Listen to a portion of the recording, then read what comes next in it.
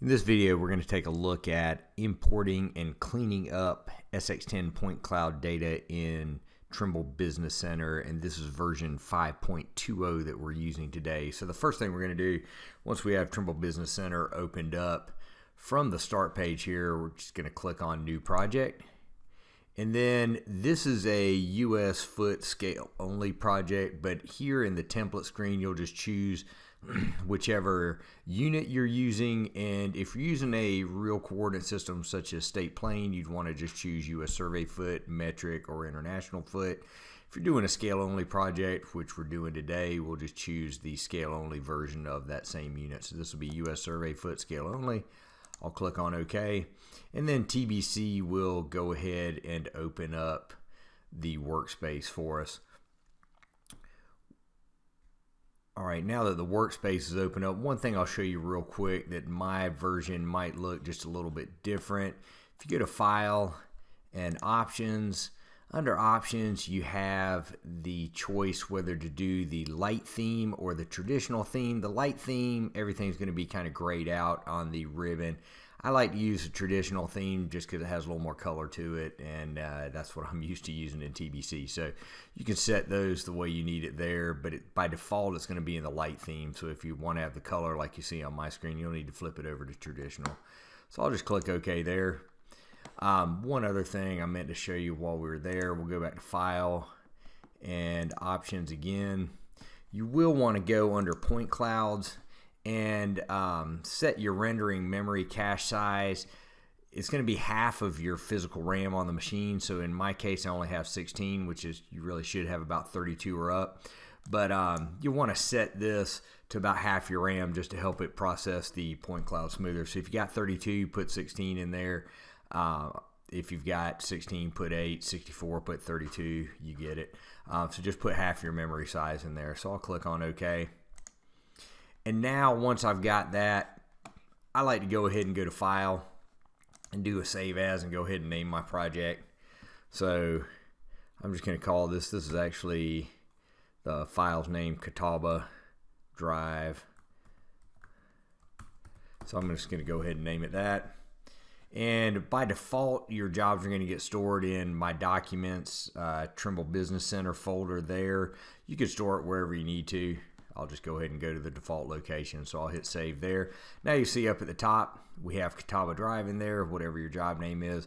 But that project folder has been set up.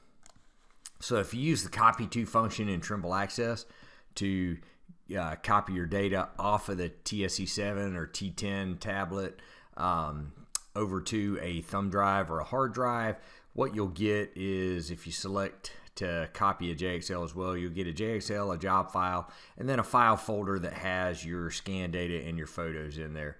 So all I have to do is grab the JXL or the job file and drag and drop that into the workspace.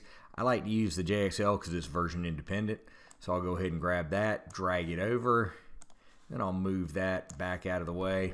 And since we're using a scale only definition, it's going to pop up and give us a warning that it is scale only, and you can modify that scale if needed. This is a scale factor of 1 project, so I'll leave that as it is and click on OK. So the software is going to read the JXL file. It's going to see that there are photos and scan data in that file folder that I just showed you, and it'll go ahead and automatically import that. So really all you have to do is drag and drop that JXL or that job file in there. So right now it's looking at that, it's seeing the other data, and it will start importing it in there. So once it starts importing the scan data in there as well, it'll go through the colorization process. This is where it actually takes the RGB values from the panoramic photos and applies those to the point cloud if you took panoramas in the field. If you don't want this, you can choose Stop and Colorize Later, and you can do it at a later time. If you've got a lot of scans, it can take a little while to do the colorization. So if you need to get working on the data right away, that might be something that you would want to do. You can just go to the Point Clouds tab at a later time and choose to colorize the scans. In this case, I think there's 5 scans in here, so it won't take that long. So we'll go ahead and let it colorize.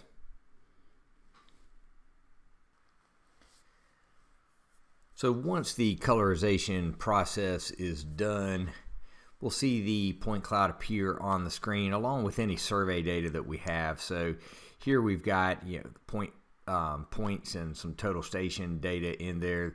There wasn't a whole lot of surveying that was done here. This was a scan only job of this intersection. So these were full dome scans to catch all the wires above. But also you can zoom in and out using your center mouse button. You can pan by holding down the right mouse button, and you can select by holding down the left mouse button. Now, when you hold down the left mouse button and select moving from left to right, it's going to select anything that's inside the box. If you come from right to left, the cursor will select anything that the box crosses. So kind of like an AutoCAD command there. So left mouse button will select, right mouse button will pan, and center mouse button will zoom in and out there. Now down here at the bottom of the screen, you have the rectangular select option and the polygon select option. So if the rectangular select is highlighted, my selection is always going to be in a rectangular mode. If I switch over to the polygon, I can left click and drag the cursor, then let the cursor go. And every time I click the cursor, it will drop a node on the polygon, and when I double click, it'll close the polygon selection there. If you left click in space, that'll deselect anything that you've selected. I'm going to go ahead and switch it back over to rectangular mode for right now. You can also toggle the grid lines on and off down at the bottom of the screen. If you don't like the grid lines, you can get rid of those. By default, the grid lines are going to show up in your plan view there. You can switch the background from white to black. I'm going to go ahead and leave it on black for this, but you can toggle that down at the bottom, as well as you do have snap features. So by default, your point, endpoint, surface mesh, vertex, and free snap is going to be there. You may want to turn the free snap off if you don't want to grab a coordinate from space. You want to make sure you're actually on something, or you've got center point, tangent, midpoint, different things that you can set your snaps to there. So I'll go ahead and click OK. Also, down at the bottom of the screen, you'll notice that we are in US survey feet. We're using a default coordinate system. We're not set up in state plane or anything, and we're set to grid coordinates right now, and that just means we're using northings, eastings, and elevations. Since we're not using a defined coordinate system, everything is at a 1-to-1 relationship. We're getting ground distances because we're set to a scale factor of 1. So those are just a few items down there at the bottom of the screen. You do get a running count of your coordinates too down there at the bottom. And if you want that up on the screen, you can click on the little icon down at the bottom right, and you'll get a running or a box that'll kind of show you a scroll of the coordinates there. You can right click to choose what you want to see in that as well. So just a few features there. The other thing that I use a lot is on the Home tab, your View Filter Manager. So I have it open right now. If it's not open, you can just go to the Home tab, click on View Filter Manager. This will allow you to toggle data on and off there. So here I see I've got a point. I've got my green lines for my total station data. I've got some photos, different things like that. So this will allow me to turn some of that information on and off, and we'll use that. And I usually keep the Project Explorer and the View Filter Manager open. View Filter Manager is in the Home tab here. Project Explorer is in the Home tab here. Now the Project Explorer will allow you to see your points. It'll allow you to see your different point cloud regions. By default, you'll get a default point cloud region when you bring it in. We're going to take a look at how to create other regions as we go along.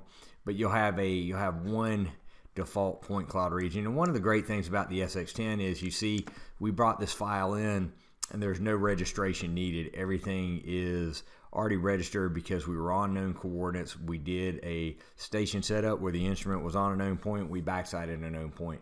So because we did that, everything's coordinated together. There's no registration. The data came in, it was colorized, and we're ready to go to work there. Here I can see my different scans over on the side in the point or in the Project Explorer. I can see my photo station, so if I wanted to view the photos, I can do that here. I can see the media files, which would be the photos from any just pictures I took. So in this case, I've got an image of my setup there, so I can see the point it was set up on. I can see the date, the time, how level it was, temperature, pressure that the compensator was on, the date, all that good stuff there. So you do get photos from the optical plummet that we can see there. And then I've also got my imported files down here. So this is going to show me my station setup. One nice thing about this, if you do need to make edits, you can double click on a station setup there. If my instrument height was wrong, or I set my method instead of bottom of notch, it was true vertical. Anything in blue can be edited here. And if I edit the HI for a setup, it's gonna edit everything in the setup. So the point cloud's gonna move because the HI changed. Any points that were shot are gonna move, that sort of thing. You can also do your temperature and pressure. You need that if you're doing a least squares adjustment. So you can edit that as well in there. You can also do a backsite. If you had a wrong backsite in there, I can click here, go to my backsite setup, change the point number there, recompute the project, and my scan data would move, everything would move there and be updated. So down here under imported files is where you're going to do any of your edits. And we have some other videos on that, so I'm not going to cover that right now, but just kind of show you where that stuff is. So once I've got my scan data in, if I have any edits to make, I'd go ahead and make any of my edits. But once I'm ready to start working on the point cloud data, let me left click to deselect everything. I like to go to my view filter manager, turn off my total station, turn off my points, turn off anything in there that would kind of get in the way of me. Go down under photogrammetry, turn off my photo stations, things like that. Media folders, let me find my media folder. That's got the there's my media folder, uncheck that. So now basically if I zoom in, I don't have anything but the point cloud data. So the next thing I do is go to point clouds, open up a 3D view. Since we're working in a point cloud, it's a lot easier, I think, to work out of the point cloud view for a lot of what you're doing. So again, we can zoom in and out of the point cloud with our center mouse button. If I hold down my center mouse button, wherever I click will actually allow me to move the mouse while I hold my center mouse button down and rotate the point cloud. I can still pan with my right mouse button, still select with my left mouse button there. All right, so some easy commands there. And right now we're in true color, but under here in the point cloud, I can change to color coded intensity, which just shows the intensity with which the laser was returned there. Sometimes that's easier for me to see when I'm actually doing survey work in the point cloud. I like color coded intensity. You also have scan color, which will show you how the scans overlap because the different scans will have different colors. You can have region colors. Right now we just have one region, but if you do create multiple regions, which we'll cover in a few minutes, you can see those different region colors there. Grayscale intensity. This is great for roadway markings, things like that. Any light color contrast that you want to see, sometimes that looks better. I can turn on my white background and I can see that grayscale intensity as well too. Flip it back over to black. You've got color coded intensity, which we just looked at. True color, which will be your RGB values from the photo overlaid. So you've got the green of the grass, the red of the cars over here, red, blue, that sort of thing. Concrete, gray color, that sort of thing, yellow line work. So it'll show up as true color off the photos. And then you can also do the candy cane color by elevation there, where your trees and your buildings get kind of a candy cane look because it shows the different elevation gradients on everything there. Like I said, I mostly work out of color-coded intensity or true color, either one. Tend to use color-coded intensity a lot. So we'll go ahead and take this. Now the first thing is if I zoom all the way out, you'll see the SX10 is going to scan up to 600 meters. So you're going to get stuff that's way outside your project limits. In this case, for this project, the customer just needed to go 100 feet from the intersection. So the first thing I would do, and really they were just going right away to right away, and the right away was not very far outside the roadway. So I don't need a lot of this stuff. So basically the first thing I like to do is just use my selection tools to cut out a piece of the point cloud that I would consider my site area that I actually want to work at, just to kind of cut things up into bite-sized chunks. So I will use you could use the rectangular select for something like this if you wanted a true rectangle. I'm going to go ahead and use the polygon tool here, and just to pick out the area that I need. And so I'm going to draw a box across here and come up a little bit, go down, and again, this is up to you and just defining the area that you need. And if you don't get enough or you get too much, you can always add or remove from it later on. So I'll come down this way. I want to go ahead and get those power lines in there. So I'm going to go along here, come down just a little bit more past that power pole, and somewhere right in here, just double click to close my figure. All right, and what I'm going to do there, once I've selected my area, is in the point cloud tab, I'm going to go to create region. Now, regions are kind of like layers when you're dealing with point cloud. So we all know layers from CAD. Regions are going to set different parts of the point cloud into their own unique area. So, you know, you could have a region for your site, for your ground, for buildings, for power lines, for roadway markings, however you want to split your data up. And so I traditionally like to work with two main layers, or two main regions, excuse me, a ground region and my site region, or everything that's above the ground. And then you can make smaller sub-regions off of that. But by default, we have that default region there. I like to keep that around just to use as kind of my junk region. So as I cut data out of the point cloud, I throw it over on the default region so I'm not deleting it out. So the first thing I'm going to do is select the area I want to work on, and I'm just going to call it site and create a region called site. I'll click on OK. And then here in my View Filter Manager, if you're in your Project Explorer, you can flip over to your View Filter Manager there. In there, I'm going to go ahead and turn that region, or the default region, off and just leave my site region on. So I'll scroll down to where it says Point Cloud Regions, turn default off, and now I just have this area that I want to work on. Like I said, if you look at this and you go, I didn't get enough, or I got too much, I can turn the default back on, and I could select additional area and add it to the site, or I could clip out part of that area and add it to, use that same add to region to add it to the default. Again, I don't like to get rid of anything.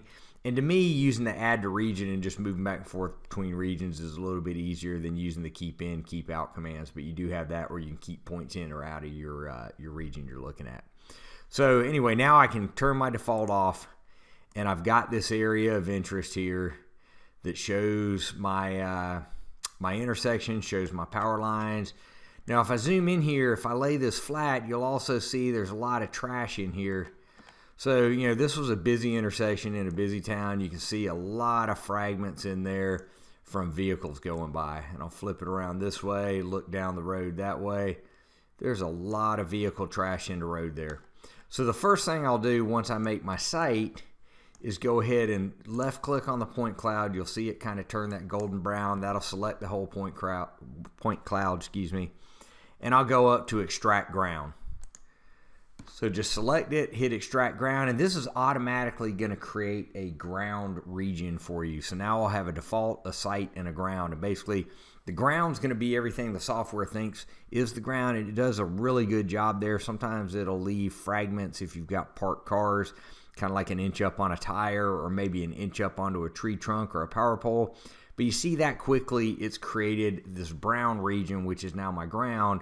And now all that trash from the road is kind of sitting above there, right? So if I go ahead over here on the left in my View Filter Manager, you'll see I've got default, now I have ground, and I've got my site. So now site is everything above the ground in my area. Ground is everything, obviously, that's on the ground, right? So if I turn the ground off, you'll see now I've got all this stuff up above, but here's all that trash in the roadway.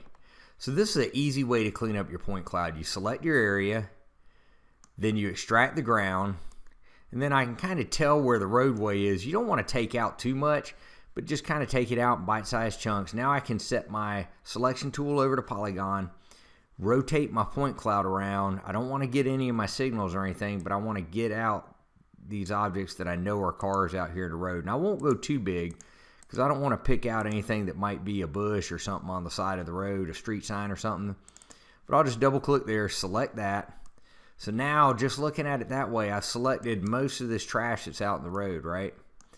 Then I'll go up to add to region. And like I said, I'm not going to get rid of this, but I'm going to throw all this stuff onto the default region. So I selected all my cars in the road, went over to add to region, set it to default, just click on add. And now those cars are out. And then I'll turn it this way, zoom in, select the stuff I know that's in the road. And I'm not 100% sure about all that stuff, so I'll just grab what I know is in the road real quick, add it to default. All right, then it looks like this is stuff that was stacking up in a turn lane, cars that were stacking up in a turn lane over here. So I'll go ahead and grab it, grab that area, double click on it, throw in that default region.